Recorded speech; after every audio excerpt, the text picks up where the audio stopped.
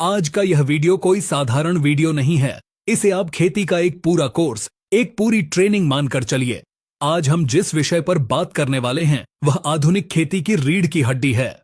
अगर आपने आज के इस वीडियो को पूरा देख लिया और इसमें बताई गई बातों को अपने खेत में लागू कर दिया तो मेरा यह दावा है और मैं यह बात जिम्मेदारी के साथ कह रहा हूं कि आपकी पैदावार में जो अंतर आएगा वो देखकर आपके पड़ोसी किसान भी आपसे सलाह लेने आएंगे।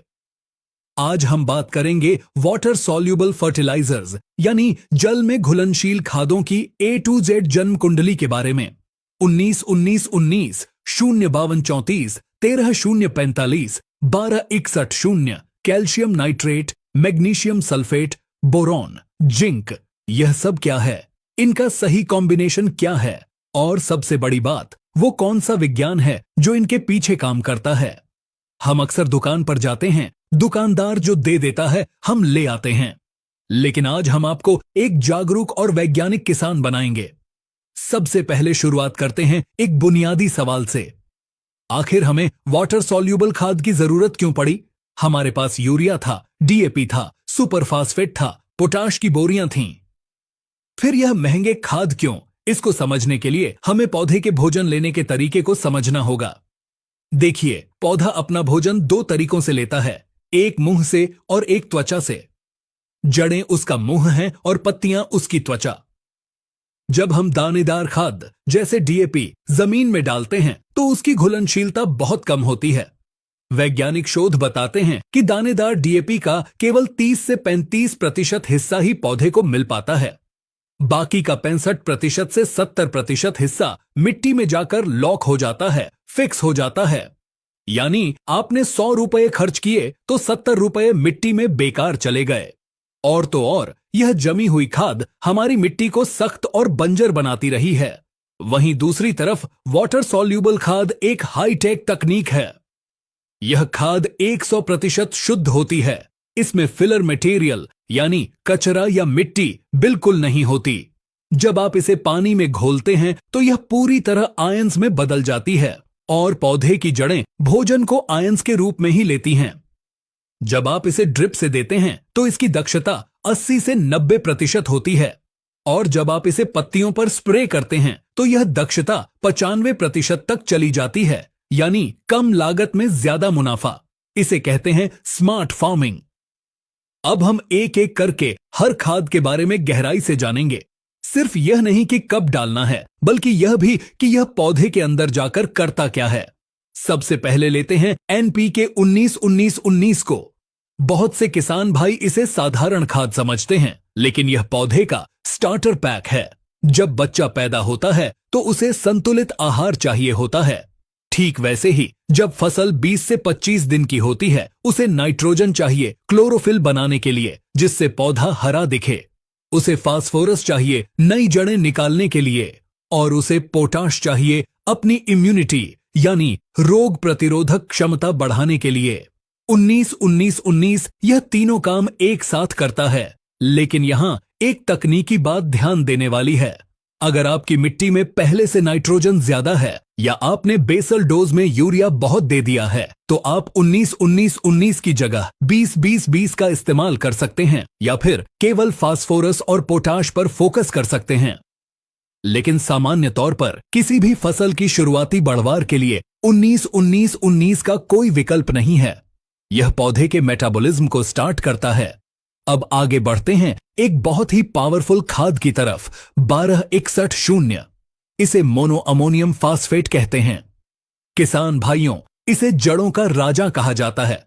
जरा सोचिए, पौधे की जड़ें ही वो पंप हैं जो जमीन से पानी और पोषक तत्व खींचती हैं। अगर पंप छोटा रह गया तो टंकी कैसे भरेगी? 12-61-0 में 61% फास्फोरस होता है। यह फास्फोरस सीधे जड़ तंत्र रूट जोन को एक्टिवेट करता है। इसका इस्तेमाल सिर्फ जड़ें बढ़ाने के लिए नहीं बल्कि तने की मोटाई बढ़ाने के लिए भी होता है। अक्सर हम देखते हैं कि फसल थोड़ी सी हवा चलते ही गिर जाती है। इसे लॉजिंग कहते हैं। अगर आप शुरुआती अवस्था में 12-6-1-0 का सही इस्तेमाल करते हैं तो तना इतना मजबूत बनेगा कि फसल गिरेगी नहीं। साथ ही यह कल्ले फूटने टिलरिंग में भी मदद करता है।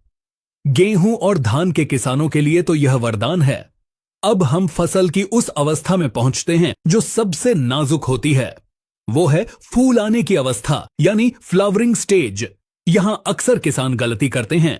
वो यूरिया या नाइट्रोजन देते रहते हैं। नतीजा, पौधा अपनी लंबाई बढ़ाता रहता है, मस्त होकर बढ़ता है, लेकिन फूल कम आते हैं या आकर झड़ जाते हैं। यहां एंट्री होती है NPK 05234 की। इसे मोनोपोटेशियम फास्फेट MKP कहते हैं। देखिए, इसके विज्ञान को समझिए। इसमें नाइट्रोजन 0 है, यानी यह पौधे को सिग्नल देता है कि भाई अब बढ़ना बंद करो और फूल फल देने पर ध्यान दो। यह पौधे की वेजिटेटिव ग्रोथ को रोककर रिप्रोडक्टिव ग्रोथ को शुरू करता है।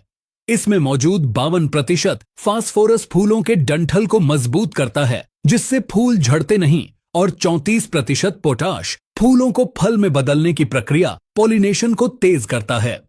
अगर आपकी फसल में फूल झड़ने की समस्या है या फूल कम आ रहे हैं, तो 0.50-2-34 के साथ अगर आप चिलेटेड बोरॉन मिला दें तो यह सोने पर सुहागा हो जाता है।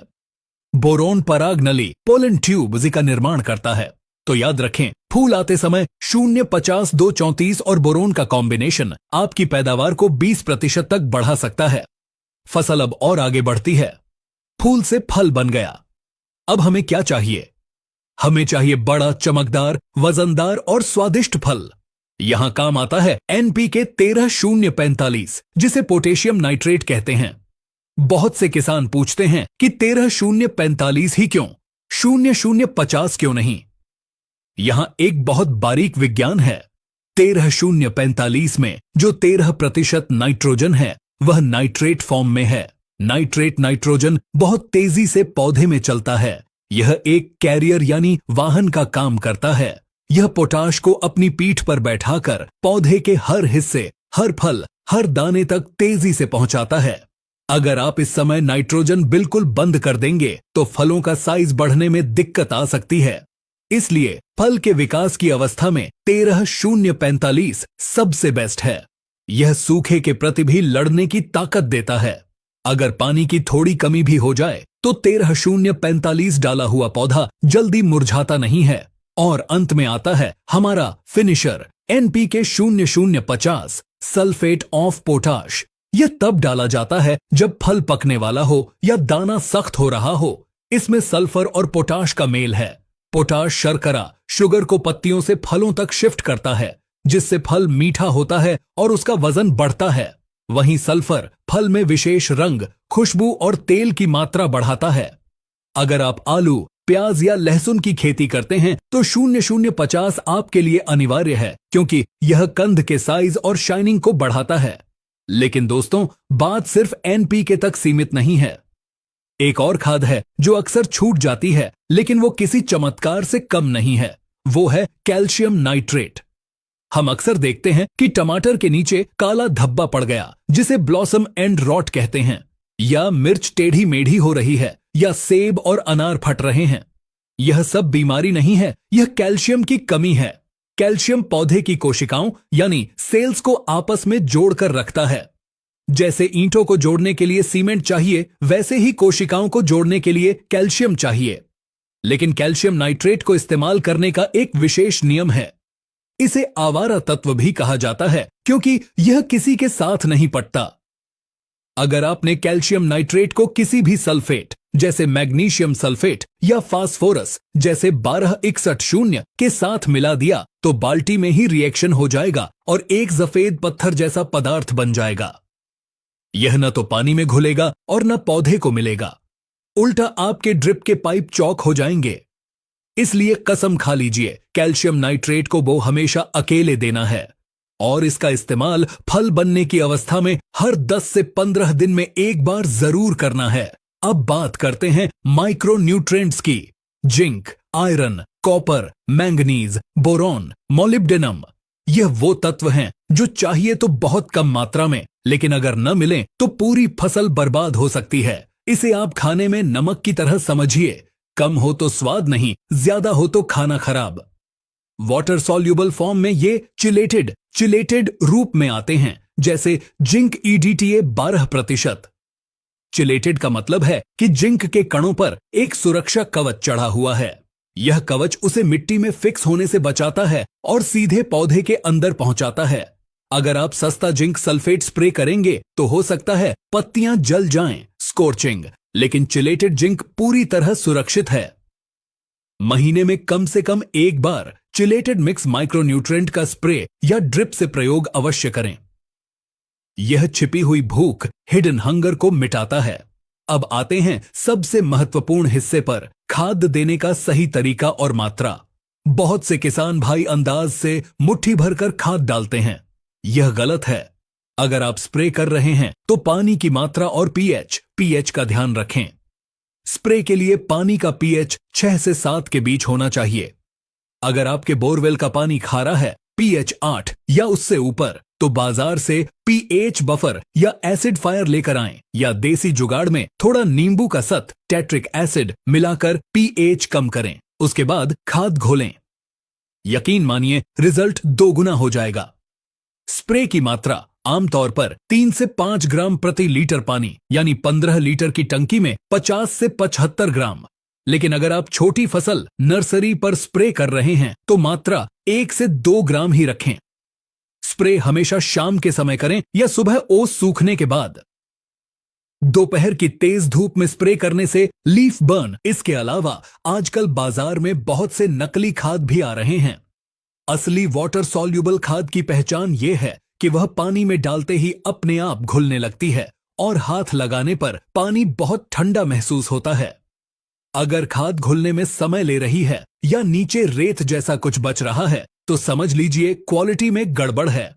एक और समस्या जो अक्सर आती है, लीफ बर्न या पत्तियों का किनारों से जलना। यह तब होता है जब हम बहुत ज्यादा खाद डाल देते हैं या मिट्टी में नमी कम होती है। इसे सॉल्ट इंजरी कहते हैं। वाटर सॉल्युबल खाद भी एक तरह का नमक, सॉल्ट 10 ही है।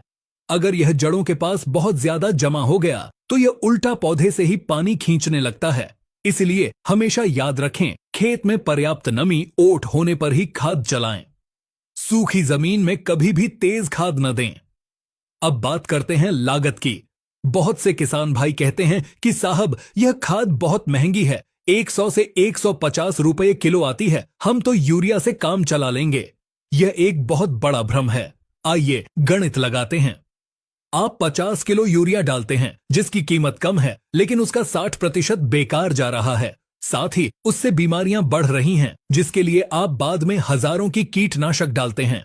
वहीं अगर आप 3 किलो वाटर सॉल्युबल खाद डालते हैं तो वो पूरी की पूरी पौधे को लगती है। फसल जल्दी तैयार होती है, फल की क्वालिटी ए ग्रेड होती है, जो मंडी में 2 से 5 रुपए महंगा बिकता है। अंत में जब आप कुल हिसाब लगाएंगे तो पाएंगे कि वाटर सॉल्युबल खाद ने आपकी लागत नहीं बढ़ाई, बल्कि मुनाफा बढ़ाया है। किसान भाइयों, खेती अब सिर्फ मेहनत का काम नहीं, बल्कि दिमाग का काम है। प्रेसिजन फार्मिंग, सटीक खेती का जमाना है। आप अपनी फसल को अपने बच्चे की तरह पालते हैं तो उसे भोजन भी वैसा ही दीजिए जो उसे पचे और शरीर को लगे।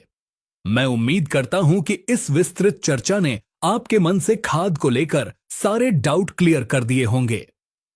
चाहे आप सब्जी की खेती करते हो, बागवानी करते हो या अनाज उगाते हो, यह नियम सब पर लागू होते हैं।